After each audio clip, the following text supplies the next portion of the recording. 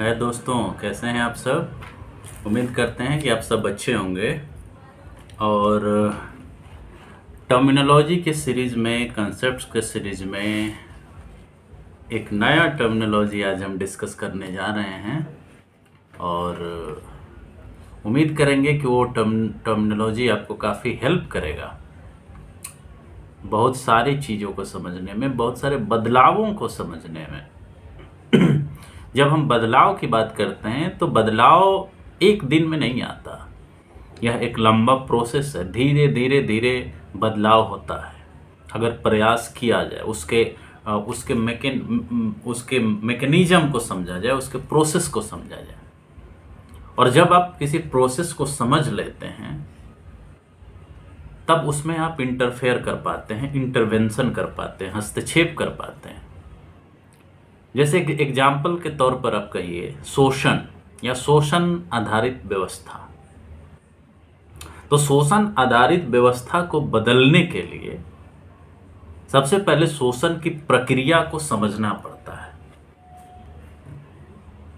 या आप ये कहें, ये भी कह सकते हैं दूसरे शब्दों में कि उसका जो मैकेनिज्म है, उसका जो तौर तरीका है, उसकी जो प्रक्रिया को हम कह सकते हैं प्रोसेस, उसका कानून, वो किस कानून के माध्यम से काम करता है, कौन सा वैसा कानून है उसका या प्रक्रिया वैसी जिसके माध्यम से शोषण होता है।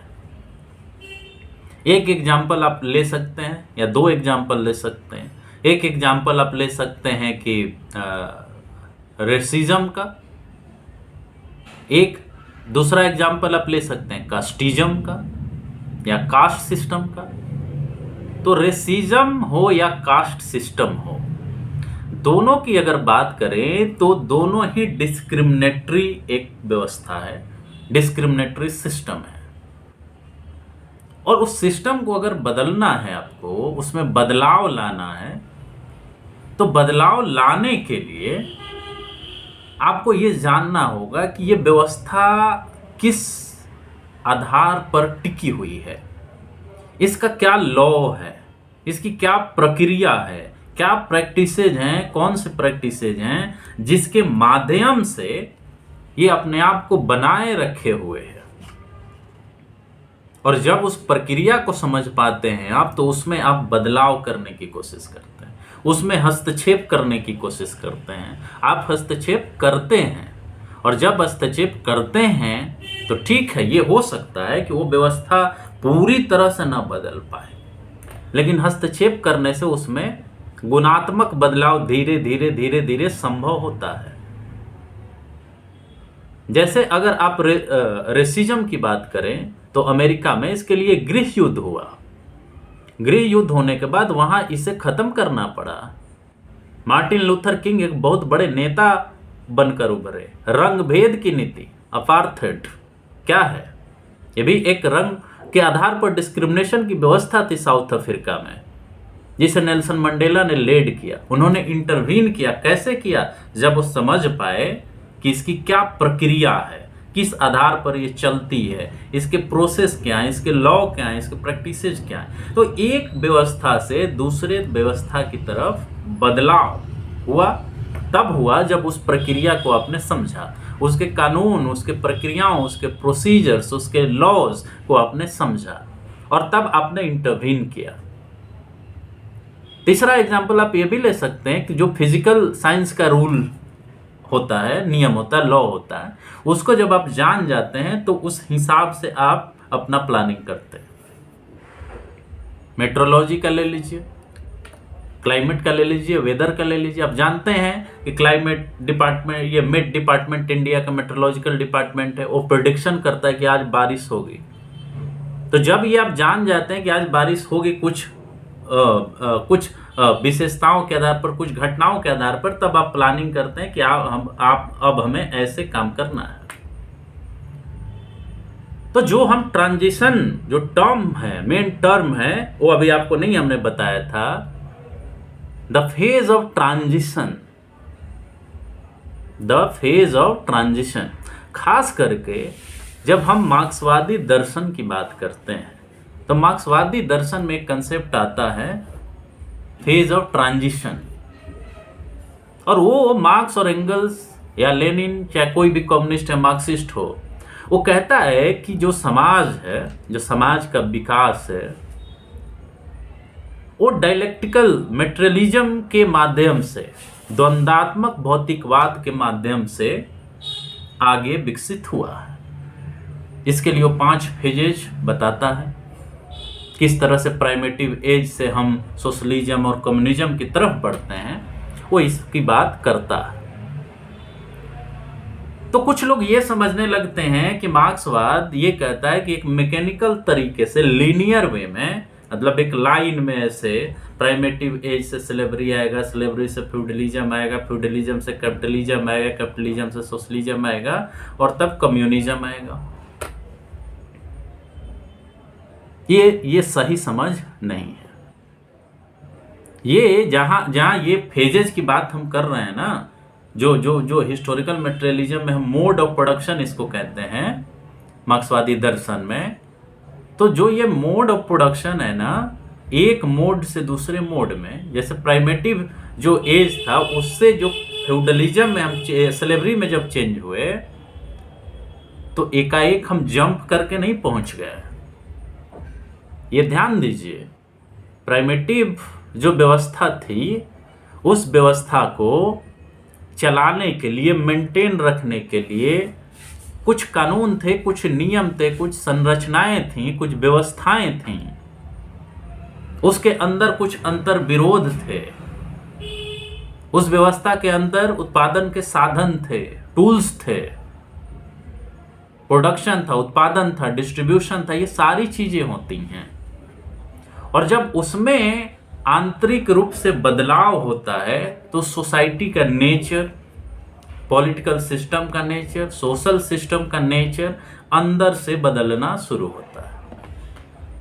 तो क्या प्राइमेटिव एज से सीधे हम स्लेवरी पर ऐसे जंप कर गए क्या? नहीं, हम जंप नहीं किए। एक व्यवस्था से दूसरे व्यवस्था में जाने में, एक व्यवस्था से दूसरे व्यवस्था की ओर जाने में या में जाने में टाइम लगता है। समझ रहे हैं? वो कई सालों तक लग सकता है, कई वर्षों तक लग सकता है एक व्यवस्था से दूसरी व्यवस्था की तरफ जाने में। जैसे इंडिया में ही देखिए कि 1947 तक हम आज़ाद थे, ये गुलाम थे, उपनिवेशवाद का शिकार थे, शोषण का शिकार थे, साम्राज्यवाद का शिकार थे। लेकिन जब हमने शोषण की उस प्रक्रिया को समझ लिया, चाहे वो दादा भाई नौरोजी के कंसेप्ट से, वो किताब से हुआ, ड्रेन ऑफ वेल्थ थ्योरी जिसमें उन्होंने दिया, पॉवर्टी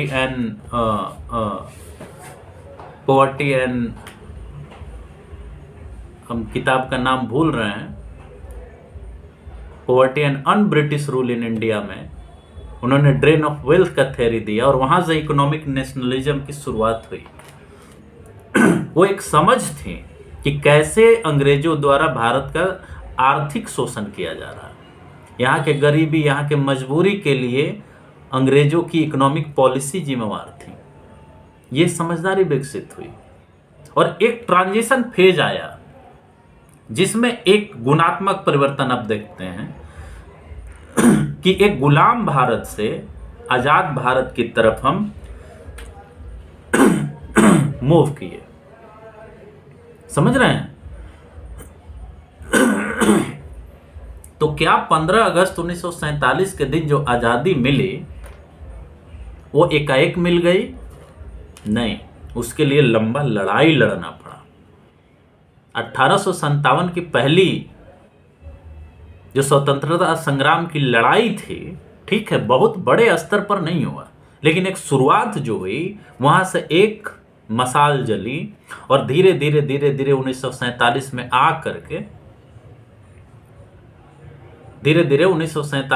के लगभग आप कह सकते हैं कि 90-100 सालों के बाद हमने आज़ादी पाई। ये 90-100 साल का जो ये पीरियड है, ये जो फेज है, ये ट्रांजिशन फेज है, एक व्यवस्था से दूसरे व्यवस्था की तरफ बढ़ने का फेज है। उसी तरह मार्क्सवाद में द फेज ऑफ ट्रांजिशन, उस फेज को कहा जाता है, उस टाइम पीरियड को कहा जाता है, उस काल को कहा जाता है जिसमें एक मोड ऑफ प्रोडक्शन से, उत्पादन के जो तरीके हैं, तौर तरीके हैं, वो एक तरीके से दूसरे तरीके में तब्दील होने की जो काल होती है, पीरियड होती है, टाइम पीरियड होती है, उसको फेज ऑफ ट्रांजिशन कहते हैं। और इस फेज ऑफ ट्रांजिशन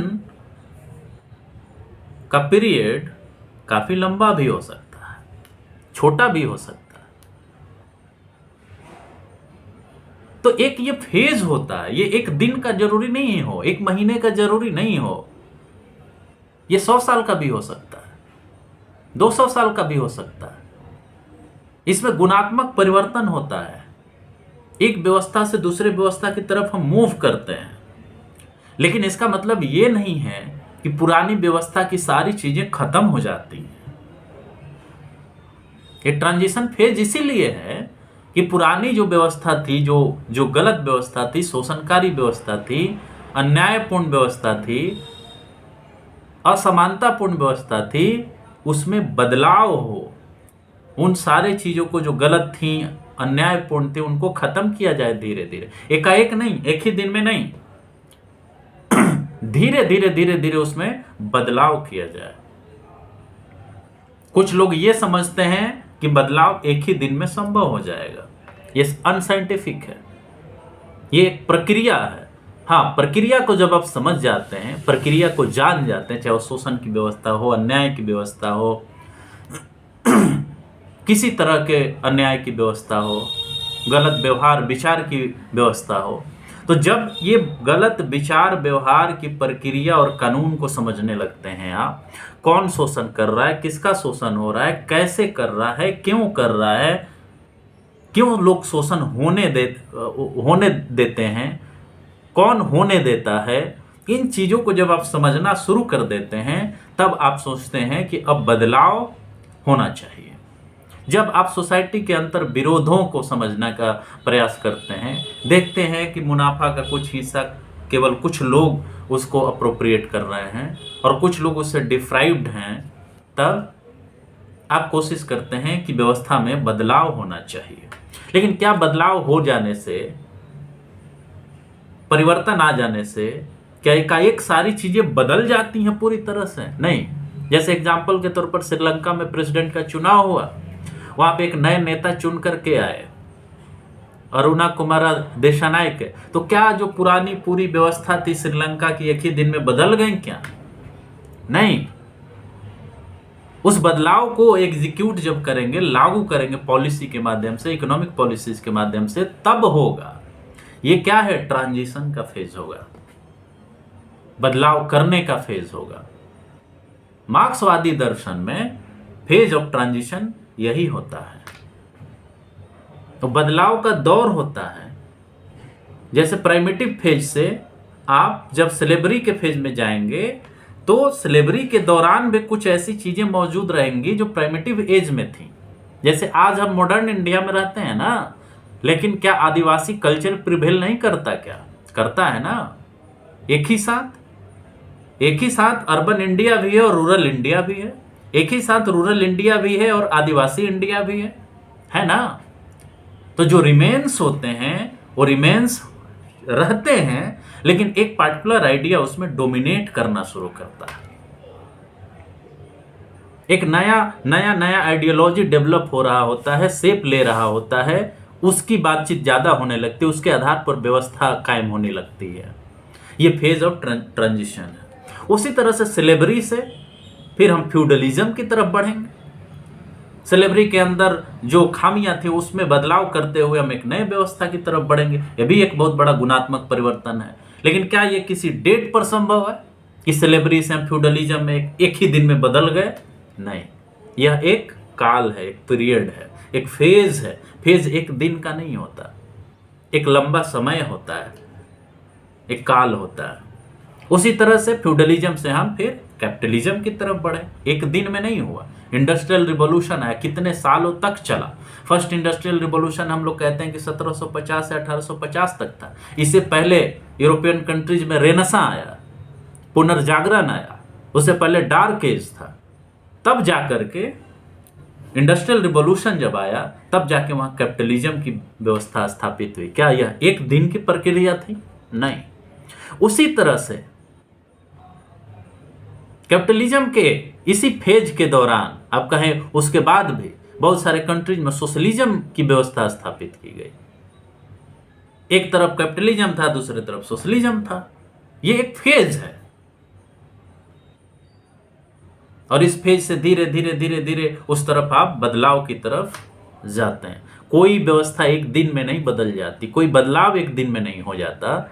इस बात को आपको समझना होगा। यह भी हो सकता है कि एक पार्टिकुलर इस पूरे विश्व के एक पार्टिकुलर एरिया में कुछ और बदलाव हो रहा हो और दूसरे एरिया में कुछ और बदलाव हो रहा हो।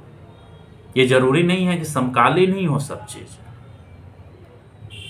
कुछ लोग सवाल ये उठाते हैं कि जो पूंजीवाद चल रहा है तो समाजवाद कब आएगा, समाजवाद के बाद साम्यवाद कब आएगा।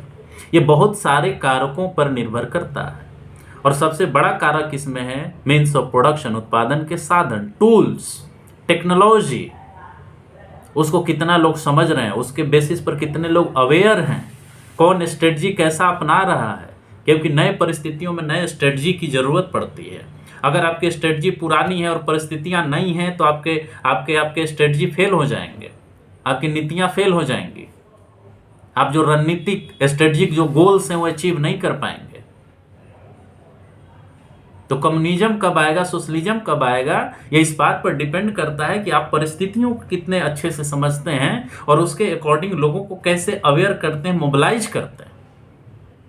और इस मोबिलाइजेशन में, इस अवेयरनेस में कितने सालों लग सकते हैं।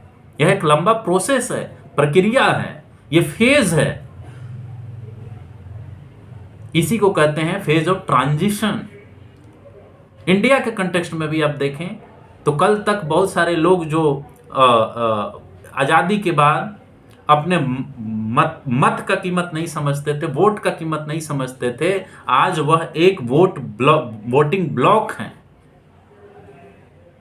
आज वो डिस्क्रिमिनेशन, वो कास्ट सिस्टम का जो वो स्वरूप था आज से 100 साल पहले, 200 साल पहले, वो टूट रहा है।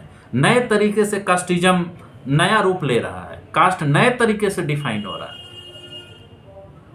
आज वो वोटिंग ब्लॉक होने की वजह से सब लोग उसको कोशिश कर रहे हैं कि हम अपनी तरफ मोड़ ले। ये फेज ऑफ ट्रांजिशन है। इस ट्रांजिशन के फेज में बदलाव हो रहे हैं, और वो बदलाव धीरे धीरे धीरे धीरे धीरे गुणात्मक तौर पर हो रही है। तो दोस्तों, जो लोग बदलाव चाहते हैं उनके लिए बहुत इंपॉर्टेंट है कि वो समझें कि बदलाव कोई जरूरी नहीं कि एक ही जनरेशन में आ जाए। उसके लिए आपको व्यक्तिगत स्तर पर भी और सामाजिक स्तर पर भी प्रयास करना पड़ता है। ये समझना पड़ता है कि बदलाव एक दिन में नहीं होगा।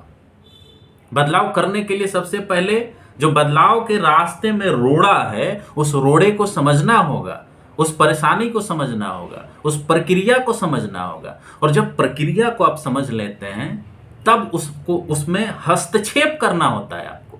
केवल ये कहना कि परेशानी है और ये प्रयास ना करना कि परेशानी दूर हो, उससे बदलाव नहीं होता।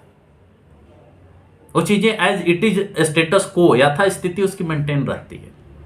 इसलिए फेज ऑफ ट्रांजिशन समझना बहुत जरूरी है कि जिस परिस्थिति में आप रह रहे हैं उस परिस्थिति को समझें, सबसे पहले समझें, और जो बदलाव आपको करना है उसके अकॉर्डिंग आप नया स्ट्रेटजी बनाएं। नए स्ट्रेटजी के हिसाब से उसमें बदलाव करने का प्रयास करें। धीरे धीरे धीरे करके बदलाव होता है। बदलाव तो होता है, ये सृष्टि का नियम है, ये नेचर का रूल है कि बदलाव तो होगा। बदलाव ही अल्टीमेट सत्य है, कोई भी चीज स्थिर नहीं है। तो फेज ऑफ ट्रांजिशन को आप समझिए, खास करके तब इसका इस्तेमाल हम करते हैं समझने के लिए कि कोई बदलाव एकाएक नहीं हो जाता। बदलाव की एक प्रक्रिया है और प्रक्रिया से होकर वो गुजरता है। इस चीज को समझना होगा, कितना स्पीड होगा, कितना क्वांटिटी में होगा, कितने क्वालिटी में होगा, ये आपको उस परिस्थिति का एनालिसिस करके पता करना होगा और धीरे धीरे धीरे धीरे धीरे उस तरफ आपको बढ़ना होगा। तो दोस्तों, उम्मीद करते हैं कि इस वीडियो से, इस टर्मिनोलॉजी से आपको बहुत ही अधिक हेल्प मिलेगा।